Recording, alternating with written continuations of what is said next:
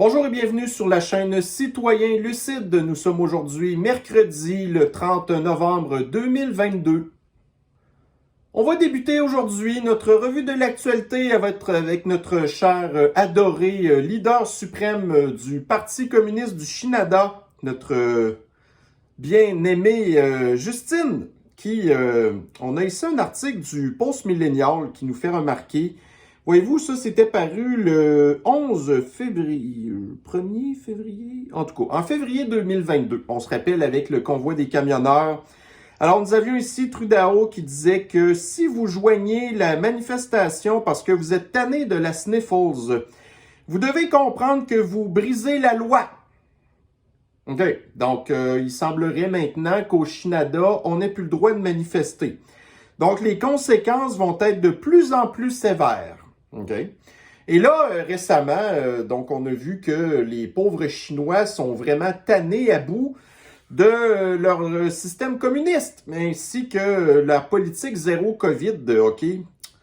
Alors, nous avons la même Justine ici qui, à part avoir changé sa coupe de cheveux, donc là, ici, on est en novembre 2022, donc Trudeau dit que toute personne en Chine a le droit de partager leurs perspectives et aussi, évidemment, de manifester.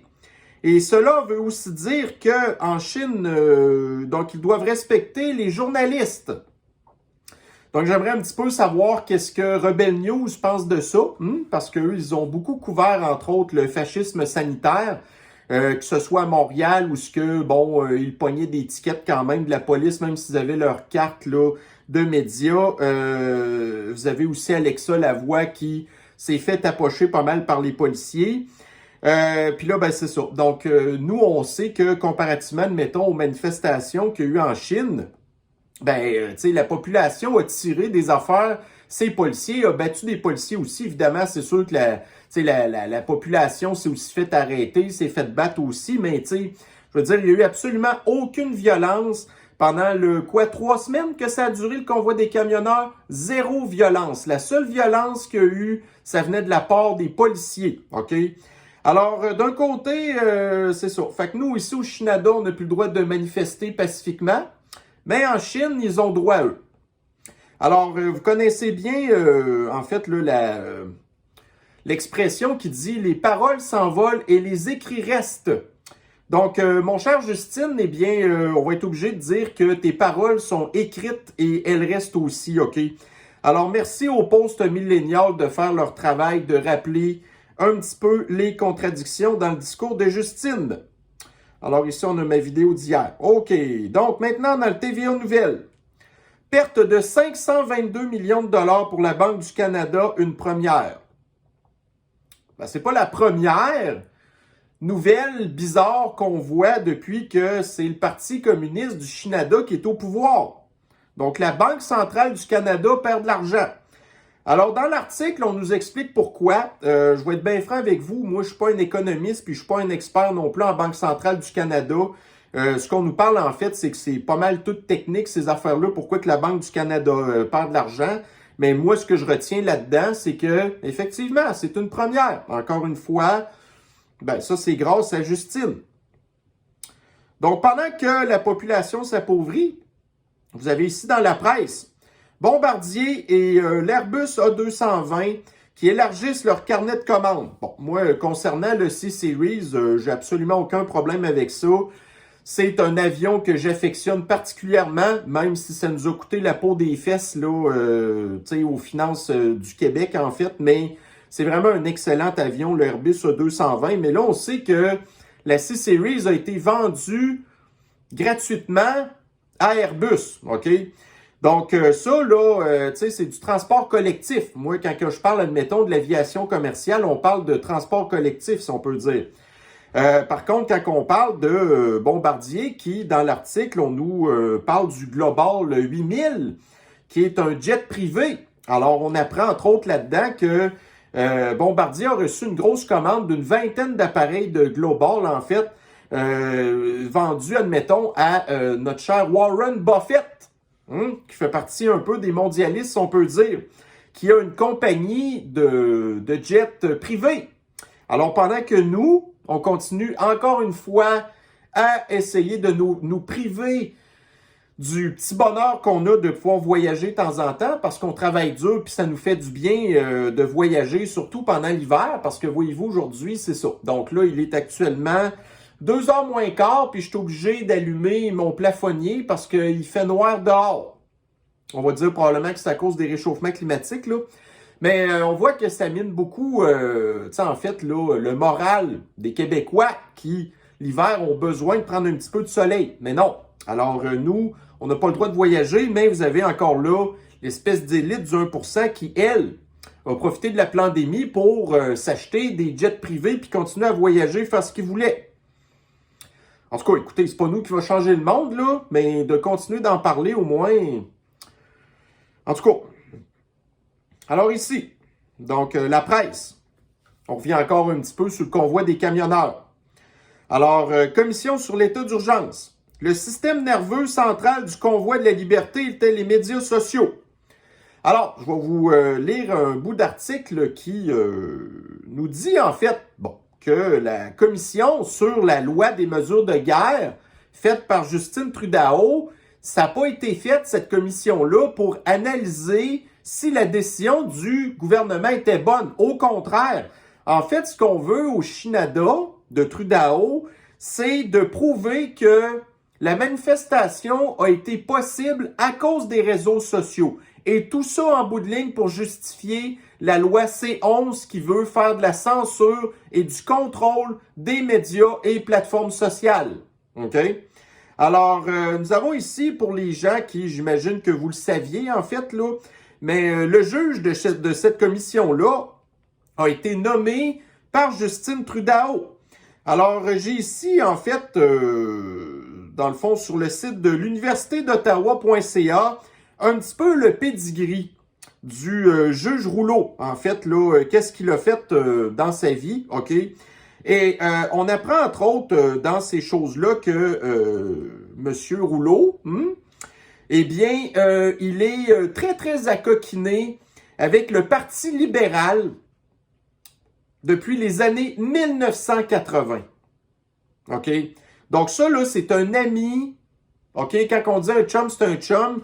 Donc, le juge Rouleau, c'est un gars qui, non, en plus, puis c'est un donateur au Parti libéral depuis longtemps. Donc, Justine va nommer un de ses amis dans un poste clé important pour une commission qui, en bout de ligne, après ça, on vient nous dire qu'il y a de la transparence là-dedans, qu'il faut qu'on fasse confiance aux institutions de l'État. Alors, nous avons ici dans le Toronto Sun. Donc, c'est bien sûr que c'est pas dans les médias québécois qu'on va nous parler de ce genre de choses-là. OK? Alors, nous avons ici un gars qui est extrêmement critique, en fait, là, du gouvernement de Trudeau. OK? Et là, nous avons les objectifs de la commission d'enquête sur la loi des mesures d'urgence. Donc, théoriquement, on s'attendrait à ce que ça soit là pour un petit peu enquêter sur le travail du gouvernement. Donc, on voit que, en fait, les objectifs de la commission sont de vérifier l'évolution et les buts du convoi des camionneurs ainsi que les blocages qu'il y a eu. C'est là aussi pour analyser, enquêter sur le leadership, l'organisation et les participants du convoi. OK? Ensuite de ça, donc l'impact des des campagnes de financement que le convoi a eu, incluant entre autres là, les plateformes comme par exemple GoFundMe et les autres plateformes qui ont accumulé de l'argent pour le convoi des camionneurs. Ensuite, donc l'impact, le rôle et les sources de la désinformation et la mésinformation qu'il y a eu dans les médias sociaux. Alors, de dire que la sniffose est une blague, que le poison est un poison et que Trudeau est un dictateur. Alors ça, évidemment, on en a parlé dans les médias sociaux. Parce que, théoriquement, dans la Charte des droits et libertés, on est supposé avoir le droit de s'exprimer. Alors nous, de dire que Trudeau est un tyran, Ben, ça fait partie théoriquement de nos libertés. Ensuite, donc l'impact des blocages qu'il y a eu en rapport avec les impacts économiques. Donc, le fait, entre autres, de bloquer là, le pont Ambassadeur et aussi là, une couple de postes frontaliers, comme par exemple en Alberta.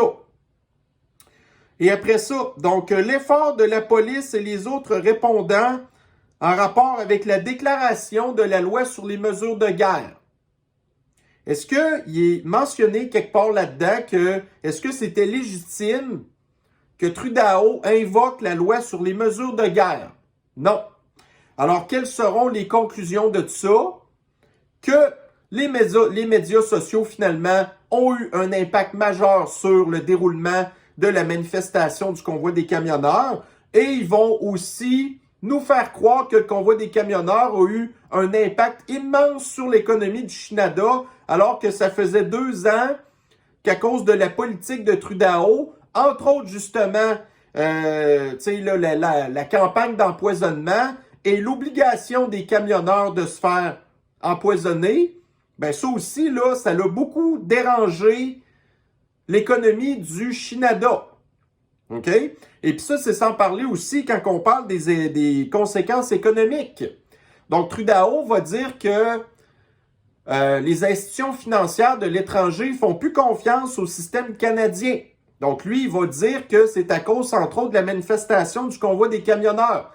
Alors qu'en bout de ligne, si vous êtes une banque de l'étranger et vous vous rendez compte que dans un pays supposément libre, le gouvernement peut décider unilatéralement de geler les comptes et de dire aux banques quoi faire avec l'argent, mais là, après ça, les institutions financières vont dire « Moi, c'est pas vrai que je vais venir investir ici. » Alors, c'est ça. Donc, ça, c'est les conclusions qu'il va y avoir, en fait, là, de cette commission de cirque-là.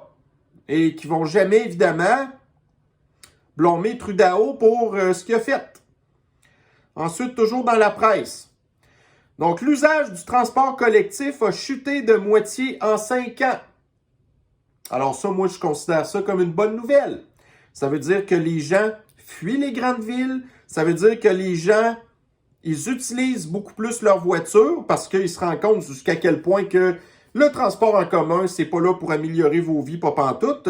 Ils font aussi du télétravail. Et je pense que ça vaut la peine qu'on aille voir un petit peu l'article parce qu'il y a vraiment des choses intéressantes qui se disent là-dedans. Alors qu'en 2016, on comptait plus de 2 millions de passagers utilisant le transport collectif à l'heure de pointe, à peine 1,2 million y étaient toujours en mai dernier. Donc, le transport collectif a nettement plus souffert de la pandémie que l'automobile, avec comme grand perdant le métro, le train et l'autobus, confirment de nouvelles données pan-canadiennes. Alors, c'est pas seulement à Montréal que le transport en commun a de la misère. Globalement, l'utilisation du transport en commun pour se rendre au travail a diminué de moitié par rapport à environ 5 ans plus tôt. Ici, nous avons le nombre de personnes utilisant une voiture pour se rendre au travail était d'environ 12,8 millions de personnes, un nombre légèrement plus élevé qu'en 2016. Pour le transport collectif, c'est une toute autre réalité. Bon, alors on voit qu'il y a une baisse là-dedans. Donc, dans le métro, la baisse d'achalandage entre 2016 et 2022 est particulièrement frappante. De 523 000 à 271 000 usagers quotidiens, la diminution est de l'ordre de 48 %. Idem pour le train où les 248 000 passagers se sont évaporés en quelques années, n'étant dorénavant à peine plus de 100 000, soit une baisse de 58 %. Il incombe toutefois de préciser que seules quelques grandes villes possèdent des systèmes de métro au Canada. Et c'est pas grave, c'est quand même dans les grandes villes où on voit qu'il y a une grosse baisse de l'achalandage dans les métros. Donc, la voiture encore reine. Partie de presque 1,2 million, nanana, en mai dernier, moins de 800 000 usagers, blablabla, OK. Ensuite de ça, même la marche, moins 15 %, le vélo, moins 2 %, semble avoir perdu des plumes. Ah, tiens donc, mais ça va décevoir un petit peu le petit communiste de Bruno Marchand qui pense qu'on va se promener en fat bike en plein hiver. Donc, on voit qu'il y a une baisse là, dans l'utilisation du vélo. avec des baisses respectives d'environ 125 000 et 5 000 usagers en heure de pointe. Donc là, on parle ici, là, en tout cas. OK, toutes ces pertes sont faites au profit de seulement deux modes de transport. La voiture, qui a gagné 2,5 %. Alors, c'est pas beaucoup. Donc, on voit qu'il y a une grosse baisse dans l'achalandage des transports en commun. Là, l'auto a augmenté de seulement 2,5 %. Donc, la seule explication logique là-dedans, c'est le télétravail. Donc, il y a même une augmentation aussi là, dans le nombre de motocyclistes. Donc, ceux-ci sont passés de 25 000 à 37 000 usagers quotidiens. Donc, encore une fois, tu sais, la moto, ben, c'est une façon de sauver du gaz. Premièrement, sauver de la place. Deuxièmement, puis troisièmement, de mettre un petit peu d'agrément dans vos vies, hein. Ensuite de ça, fait à noter en 2021, la voiture avait aussi perdu des usagers quotidiens, soit environ 1,7 million de personnes de moins prenaient la route, soit 13,2 %. Donc, le moyen de transport a repris du poil de la bête depuis des déconfinements. OK. Ensuite de ça, pour se rendre au travail. OK, bon, voyez-vous, là, écoutez. Donc, seulement dans le Grand Montréal, ce sont près de 1,2 million de personnes qui utilisent la voiture au quotidien pour se rendre au travail. Ces personnes mettent en moyenne 25 minutes pour arriver au bureau, même si ce délai peut légèrement augmenter en cas de covoiturage. Bon, en tout cas, ça, c'est une façon de sauver de l'argent, par exemple. Mais c'est encore nettement plus long dans le transport en commun, peu importe le mode, où le temps de trajet est en moyenne de 43 minutes. Donc, c'est 2 fois plus long. OK? Dans les trains, les navettes montréalais, les navetteurs montréalais mettent en moyenne 58 minutes pour se rendre au travail. Hein, c'est quasiment 3 fois plus long. Alors, est-ce qu'il y a vraiment des avantages à prendre le transport en commun? D'ailleurs, Montréal fait partie d'un club select de 4 villes canadiennes avec Toronto, Hamilton et Vancouver où la proportion de travailleurs faisant la navette en automobile pendant les heures de pointe ou plus a diminué entre 2016 et 2022. Donc, Montréal est aussi la ville canadienne comptant le plus grand nombre de personnes se rendant au travail à pied avec 89 000 personnes quotidiennement. On s'entend que la ville de Montréal, c'est pas gros, ça, là. C'est comme à New York. Tu sais, je veux dire, tout le monde se promène quasiment à pied, là, parce que c'est vraiment tout petit, ça, là. Donc, la STM a dit s'attendre à retrouver entre 75 et 80 % de son achalandage pré-pandémique au courant de 2023. Actuellement, dans les bus et le métro, ce chiffre est d'environ 69 % la semaine, mais il remonte à environ 79 % durant le week-end. Alors, c'est ça. Donc, bravo à la population qui, même si les mondialistes veulent nous envoyer dans les transports en commun, ça marche pas leur affaire. Pour notre plus grand plaisir. Donc, ici, dans le devoir, le compostage représente-t-il un réel gain environnemental? Dans l'article, on apprend que non. Parce que le compostage, là, ça émet du méthane. OK? Je ne sais pas si vous avez déjà fait du compost, mais tu sais, avez-vous déjà remarqué que dans le compost, en fait, là, la terre, là, à un moment donné, la terre devient super chaude, OK? Donc ça, en fait, c'est tout simplement dû aux bactéries qui, en bout de ligne, émettent du méthane. Alors, voyez-vous, peu importe ce qu'on fait, que ce soit, de brûler les vidanges, ça émet des gaz à effet de serre. Les sites d'enfouissement, ça fait des gaz à effet de serre. Là, on apprend que le compostage, ça émet des gaz à effet de serre. Mais là, en bout de ligne, peu importe ce qu'on fait, ces gens-là sont jamais contents. Fait qu'ils vont toujours blâmer, en fait, l'activité humaine. C'est juste ça qu'ils font, ces gens-là. Y avait-tu un autre article là-dessus? Non. Mais voyez-vous, c'est ça. Donc, l'article en revient toujours au même, c'est à cause de l'activité humaine et on essaie encore de nous donner une grosse dose de culpabilité. Après ça, c'est ça. Donc, les gens, ben là, tu sais, ils souffrent d'anxiété, d'angoisse, de culpabilité. Après ça, ils vont faire des manifestations pour sauver le climat. Mais peu importe ce qu'on fait, c'est pas assez. Ensuite, la presse. Ça, méchant article, ça. Donc, les chiffres officiels ne disent pas tout en rapport avec le nombre d'immigrants accueillis au Québec. Donc, ça aussi, c'est un article qui vaut la peine qu'on aille y jeter un petit coup d'œil. Donc, à la fin de l'article, on apprend qu'il y a 698 222 immigrants permanents et temporaires admis au pays en 2021-2022. Puis Trudeau voulait augmenter ce chiffre-là à 500 000. Donc, ce qu'on apprend dans l'article, vous allez voir en fait qu'est-ce que ça veut dire. Donc, le nombre d'immigrants temporaires comme les travailleurs agricoles ou les étudiants internationaux ne sont pas inclus dans les chiffres utilisés par les gouvernements. Pendant qu'on s'entre-déchire à savoir si on devrait accueillir plus ou moins 50 000 immigrants par an au Québec, seuil que le parti du Kakistan ne veut pas dépasser, le Québec en accueille en réalité presque 2 fois plus. C'est un total de 90 900 personnes provenant d'autres pays qui se sont établies au Québec du 1er juillet 2021 au 30 juin 2022. Donc, la différence, ce sont les immigrants temporaires. Donc, les travailleurs agricoles, les étudiants internationaux, les travailleurs spécialisés, les demandeurs d'asile.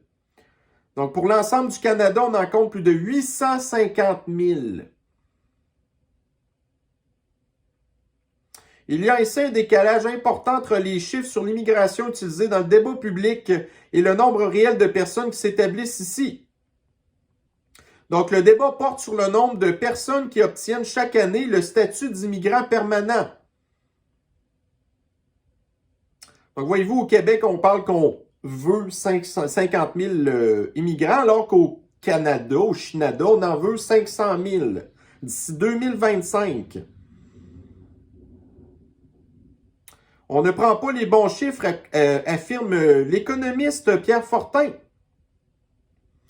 Donc, les chiffres officiels qu'utilise Immigration, Réfugiés et Citoyenneté Canada et le ministère de l'Immigration, en tout cas. Il faut ajouter à ces chiffres la hausse annuelle de l'immigration temporaire. Fait qu'on nous a encore menti. Le vrai chiffre de l'immigration au sens des Nations Unies, au sens de Statistique Canada, au sens de l'Institut de la statistique du Québec, c'est bel et bien la somme des deux types d'immigration temporaire et permanente. C'est ça qu'on devrait prendre.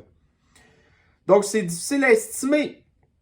L'image qu'on associe souvent à un immigrant est celle d'une personne qui fait une demande à partir de son pays, qui a obtenu une réponse favorable des autorités canadiennes et qui un jour arrive ici.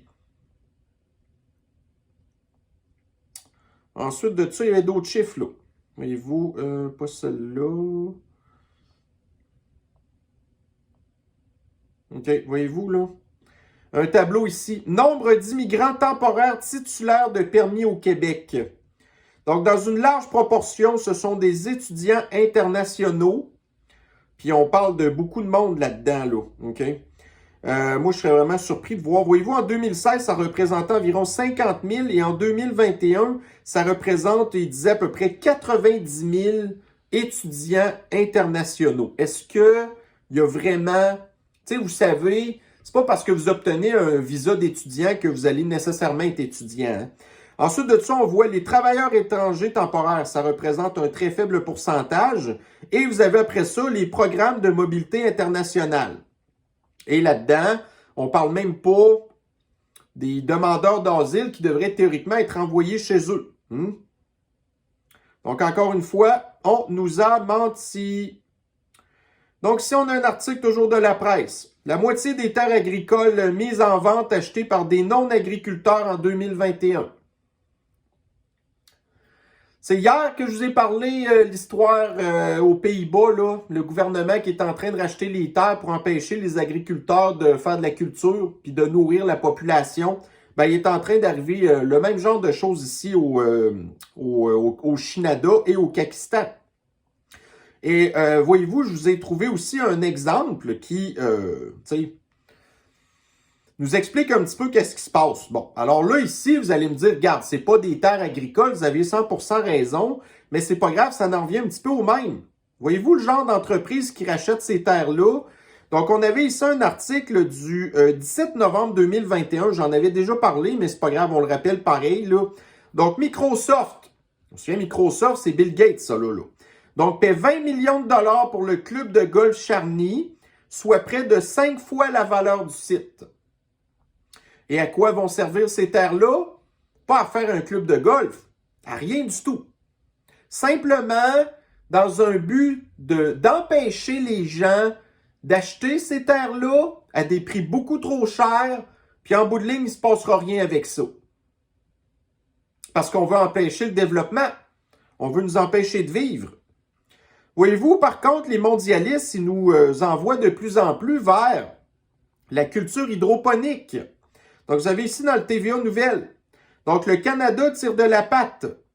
La culture hydroponique est en retard au Canada, même si elle permet d'utiliser moins d'eau que 2 personnes dans une maison. Et bon, c'est sûr que le gars, tu sais, je veux dire, il y a un conflit d'intérêts. Lui-même, il y a une production hydroponique, OK? Donc, il nous dit en fait que la culture hydroponique n'utilise pas de terre et 95% moins d'eau que la culture conventionnelle. De plus, elle prend 99% moins d'espace, sans oublier le fait qu'il n'y a pas d'insecticides ni d'herbicides. Voyez-vous comment est-ce que ça fait plaisir aux mondialistes? C'est exactement ça qu'ils veulent. Parce que, par contre, ce qu'on oublie de dire, c'est que ça consomme énormément d'électricité, ça là. Cependant, il y a des inconvénients associés à cette culture. Ceux qui veulent se lancer dans la culture hydroponique doivent savoir que c'est très dispendieux avec l'essence. OK. Parce que ça prend du chauffage en hiver, peut-être. Qui deviennent de plus en plus rares. Les changements climatiques, aucun rapport. Et les difficultés d'approvisionnement au niveau de l'équipement, qui coûte de plus en plus cher.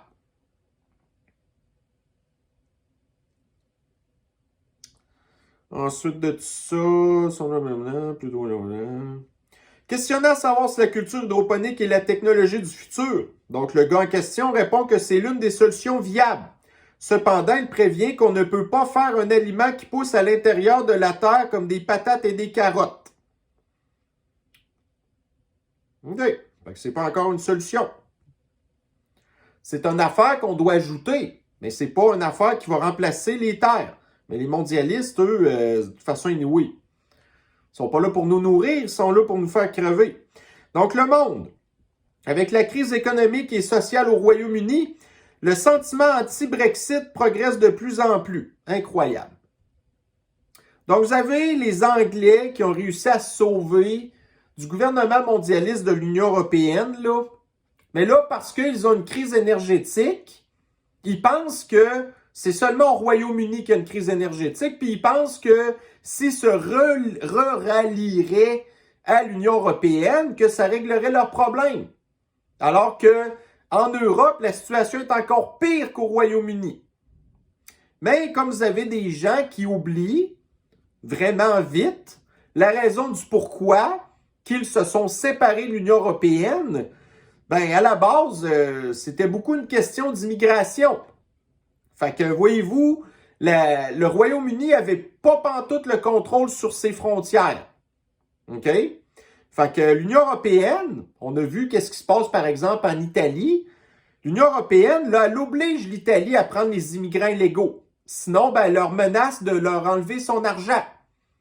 Le Royaume-Uni était pogné avec les mêmes problèmes.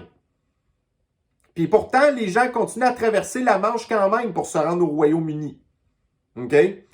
Fait que c'est ça. Donc, c'est vraiment dommage de voir que la population anglaise n'a pas la mémoire plus longue qu'il faut, en fait. Mais ça en revient toujours au même.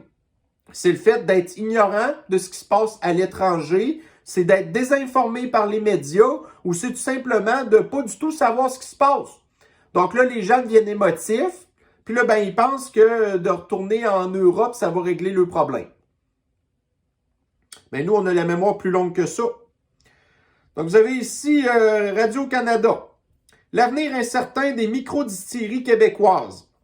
Donc, les microdistilleries se sont multipliées au Québec ces dernières années. L'offre de spiritueux locaux n'a jamais été aussi abondante. Pourtant, ces entreprises affirment crier famine. Donc, oui, il y en a trop, OK? Puis, il y en a une là-dedans. Je vais vous rappeler un petit peu, je ne sais pas si vous vous en souveniez. Donc, on est ici dans le mixedmagazine.ca. Voyez-vous la photo ici? Souvenez-vous, ça, c'est le docteur Vandominant. Donc, François Marquis, distiller le rêve. Pour beaucoup de gens, l'expression a fait nanana, des accomplissements personnels, blablabla. Donc, l'un des nombreux souhaits de François Marquis, le renommé chef des soins intensifs de l'hôpital Maisonneuve-Rosemont, est d'arriver à produire un whisky single malt nananana. Alors, ce qu'on souhaite à le docteur des vents dominants, c'est qu'il va faire partie, probablement pas des premières, là, parce que lui, ce gars-là, il a de l'argent, mais qu'il va éventuellement faire partie des micro-distilleries qui vont fermer. Et on va tout simplement se réjouir de son malheur. Alors, j'avais pas beaucoup de nouvelles en fait aujourd'hui. C'était seulement ça que j'avais. Mais bon, voyez-vous, on est quand même là pareil pour en parler. Puis tant qu'à pas faire grand-chose de notre journée, même si la journée est hyper moche, ben regardez, on est là pour vous parler un petit peu de ce qui se passe dans notre chère actualité. Alors sur ce, je vais vous souhaiter une bonne fin de journée et on se revoit très bientôt. Prenez soin de vous. Bye bye.